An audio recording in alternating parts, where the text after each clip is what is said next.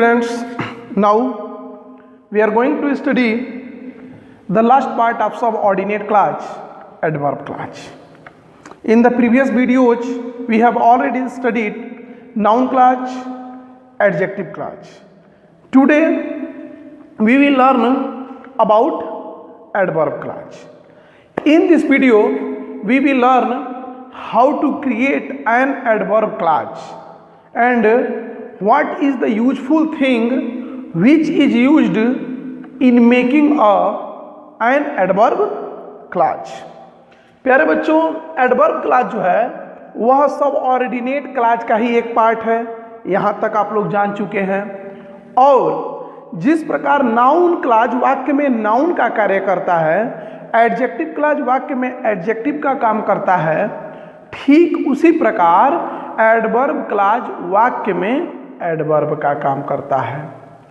अब आप part of speech में जाएंगे तो आप लोगों को जो पार्ट ऑफ स्पीच मिलेगा एडवर्ब, मैंने बताया कि नाउन क्या होता है और नाउन कितने जगह पर प्रयोग होता है, कैसे कैसे वाक्य में प्रयोग होता है। फिर मैंने एडजेक्टिव क्लाज में आप लोगों को बताया था कि एडजेक्टिव जो होता है वह नाउन और प्रोनाउन की विशेषता बतलाता है, इसीलिए वह किसी न किसी नाउन या प्रोनाउन के लिए आता है। ठीक है, और यहाँ पर भी वही बात है। अब आप एडवर्ब की परिभाषा देखिए, एडवर्ब क्या होता है?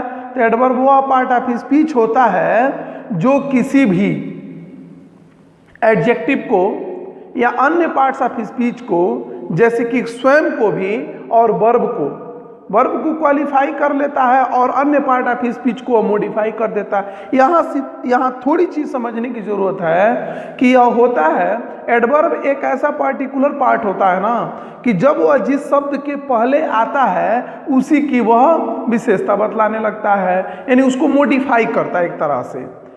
जैसे तेज वर्ड है, फास्ट वर्ड है, उसके पहले आ गया वेरी, तो वही तेज अब अधिक तेज हो गया। तो कहने का मतलब यह है कि एडवर्ब का अगर आप प्रयोग पढ़े होंगे तो एडवर्ब कितने तरह से प्रयोग होता है, कितने तरह का एडवर्ब होता है आप अच्छे से जानते होंगे या पढ़े होंगे। नहीं पढ़े होंगे तो उसका जिक्र हम इसमें करेंगे और समझने का प्रयास करेंगे कि एडवर्ब क्लाज बनाने के लिए क्या करना पड़ता है। तो देखिए, एडवर्ब क्लाज बहुत ही आसान है। क्यों आसान है? और एडवर्ब क्लाज को पहचानना भी बहुत आसान है। क्यों आसान है? आप एग्जाम्पल से समझने का प्रयास कीजिए। मैंने ग्रीन कलर से जितने भी एडवर्ब क्लाज हैं उनको अंडरलाइन कर दिया है। अब एक चीज देखिए, यह एक सेंटेंस है ना, you come to me, I you need, यह भी एक सेंटेंस है, यह भी एक सेंटेंस है, यह भी एक सेंटेंस है। क्यों सेंटेंस है? तो देखिए, इसमें सब्जेक्ट है, वर्ब है, ऑब्जेक्ट है, इसमें भी सब्जेक्ट है, वर्ब है, ऑब्जेक्ट होना कोई दिक्कत नहीं है, सब्जेक्ट और वर्ब है।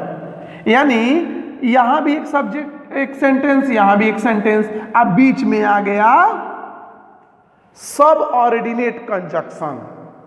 यानी एडवर्ब क्लाज को पहचानना इसलिए आसान है कि एडवर्ब क्लाज का जो निर्माण होता है, एडवर्ब क्लाज जो बनता है वह सबऑर्डिनेट कंजक्शंस का प्रयोग करके बनाया जाता है। रिलेटिव्स के साथ साथ जिन वाक्यों में सबऑर्डिनेट कंजक्शंस का प्रयोग होता है, ऐसे क्लाज को हम एडवर्ब क्लाज कहते हैं। तो जो सेंटेंस सबऑर्डिनेट कंजक्शन से शुरू होगा वही हमारा क्या हो जाएगा? एडवर्ब क्लाज हो जाएगा। तो wherever, whatever, whoever, whomever, whomsoever, ध्यान से सुनिएगा, wherever, whatever, whomsoever, इस तरह के जो वर्ड होते हैं, whenever, why, because, as if, so that, as if, unless, until, इस तरह के जितने भी देन वगैरह वर्ड होते हैं, अगर उनसे कोई सेंटेंस शुरू हो तो उसी पार्ट को, जो सेंटेंस इन सब कंजक्शन से शुरू हो, उस पार्ट को हम लोग एडवर्ब क्लाज कहते हैं। तो इसीलिए बहुत आसान है। और दूसरा पहचानने का तरीका यह है कि जब दो सेंटेंस के बीच में, जब जो दो सेंटेंस के बीच में सबऑर्डिनेट कंजक्शन का प्रयोग हो, अगर सबऑर्डिनेट कंजक्शन का प्रयोग मिल जाए आपको, तो जहां से सबऑर्डिनेट कंजक्शन लगा हुआ है वहां से लेकर के और दूसरे सेंटेंस तक वह होता है एडवर्ब क्लॉज। क्लियर? तीसरे सेंटेंस में देख लीजिए बिल्कुल वही चीज, वन कैन नॉट सक्सीड, यहां तक एक सेंटेंस। अब यहां से हमारा कंजक्शन हो गया सबऑर्डिनेट कंजक्शन। यहां पे मैंने जितना भी लिखा है, जो भी रिलेटिव्स या कंजक्शंस मैंने लिखे हैं, वे सभी सबऑर्डिनेट कंजक्शंस होते हैं। चूंकि कंजक्शन जब हम लोग पढ़े होंगे या आप लोग पढ़ेंगे अगली कक्षाओं में या फिर अगले पार्ट में, तो आप देखेंगे कि सबऑर्डिनेट कंजक्शन, कोऑर्डिनेट कंजक्शन और कोरिलेटिव कंजक्शन, यह तीन प्रकार के कंजक्शंस होते हैं। लेकिन कॉम्प्लेक्स सेंटेंस में एडवर्ब क्लॉज बनाते समय हमें केवल और केवल सबऑर्डिनेट कंजक्शंस का प्रयोग करना होता है। यानी डेफिनेशन में हमने क्या लिखा कि adverb clause is a part of subordinate clause which works in a sentence as adverb. इसके साथ साथ हम ये भी समझ सकते हैं, अर्थात जिन दो सेंटेंसेस के बीच में सबऑर्डिनेट कंजक्शंस का प्रयोग होता है, या जो दो सेंटेंस, दो साधारण सेंटेंस किसी भी सबऑर्डिनेट कंजक्शन से जुड़ते हैं, तो ऐसे सेंटेंसेस को, ऐसी क्लॉज को हम एडवर्ब क्लॉज कहते हैं। यानी एडवर्ब क्लॉज बनाने के लिए क्या करना होता है? तो एडवर्ब क्लॉज बनाने के लिए सबऑर्डिनेट कंजक्शंस का प्रयोग करना होता है। सबऑर्डिनेट कंजक्शंस में मैंने अभी बताया आप लोगों को as, so that, if, as if, even though, although, because,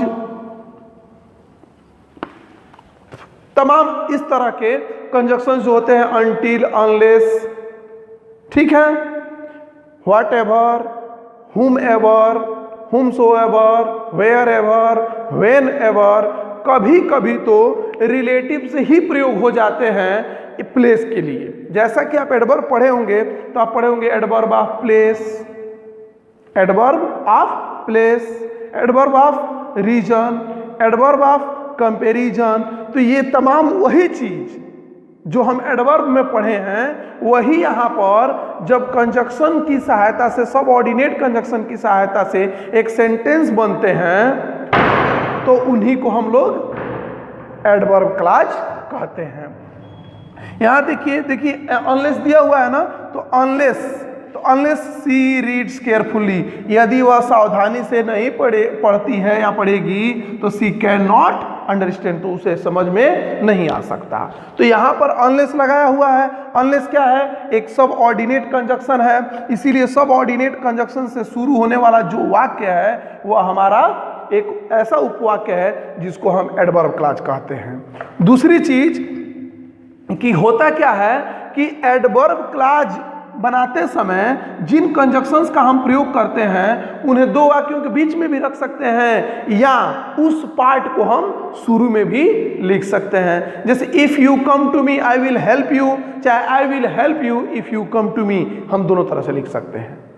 okay, जैसे लास्ट वाला सेंटेंस देखिए क्या लिखा हुआ है कि सिंस दे आर पुअर, इसको हम ऐसे भी लिख सकते थे, they are not dishonest since they are poor. इस तरह से भी हम इसको लिख सकते थे। यानी कंजक्शन से भी शुरू कर सकते हैं और कंजक्शन को बीच में भी रख सकते हैं, दोनों का मतलब सेम है, बस सबऑर्डिनेट कंजक्शन का प्रयोग होना चाहिए।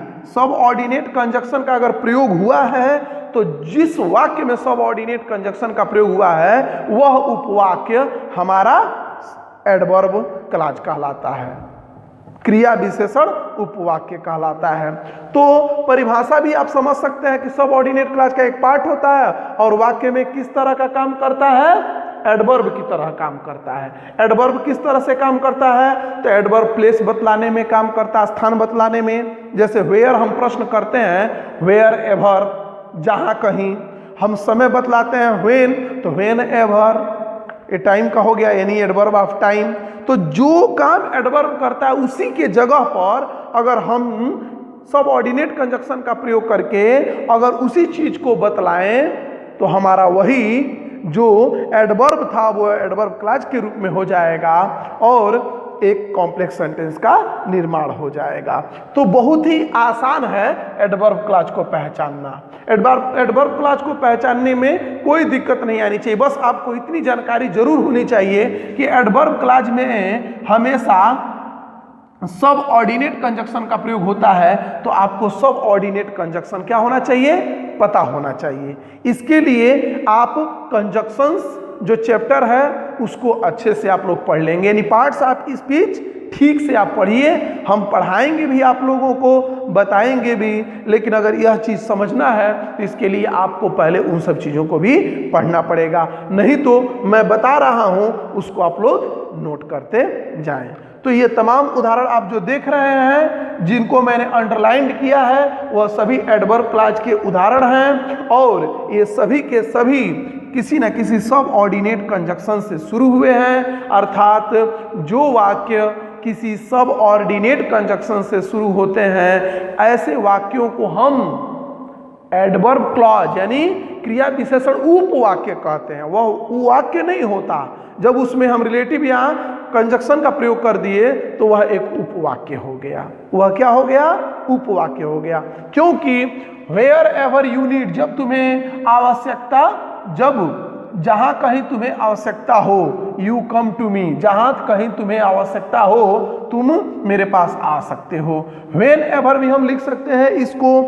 वेयर एवर जो हमने लिखा है तो हम लोग यहाँ पे व्हेन एवर भी लिख सकते हैं। जब कभी तुम्हें आवश्यकता हो तो मेरे पास आते हो।